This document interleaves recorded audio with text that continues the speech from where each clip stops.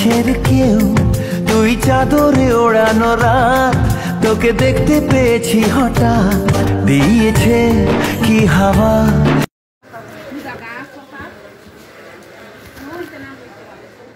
খালা এটাই কি ভালো? হ্যাঁ ওই খালা এটাই ভালো না, আমার একটাই লাগবে।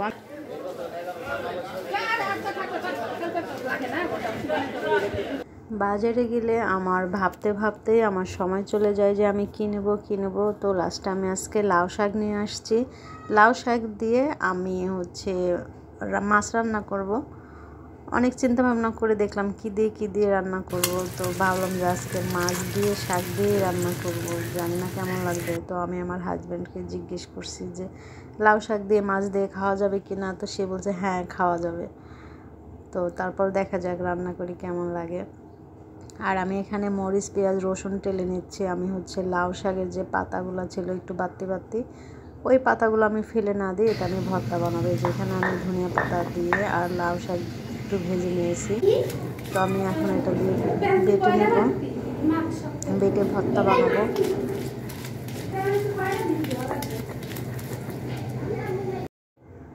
জামাইয়ের কথা মতো আজকে আমি লাউ শাক দিয়ে মাছ দিয়ে রান্না করতেছি। যদি খাওয়া না যায় তো যাই হোক, আমার কিন্তু তরকারি আমি খাই নাই।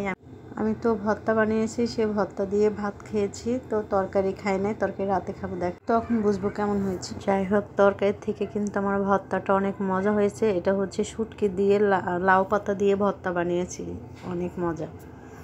দেখতে সুন্দর লাগে। আমার অন্য সুন্দর না হয় তাহলে দেখতে সুন্দর।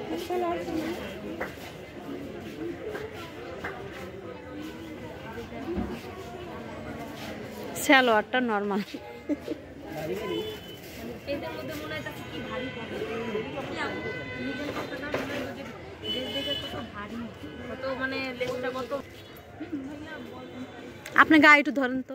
আপনারা দূরে চলুন।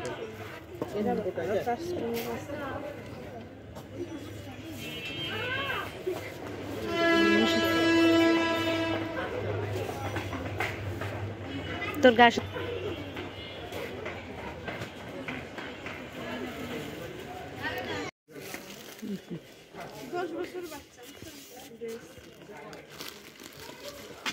কি ড্রেস পরে সুতি ফ্রক?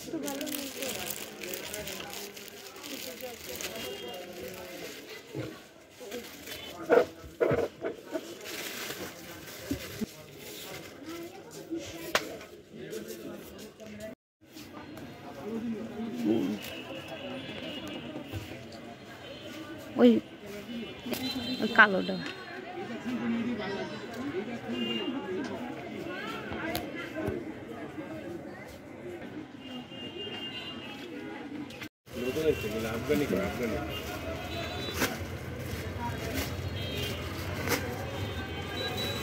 হবে না।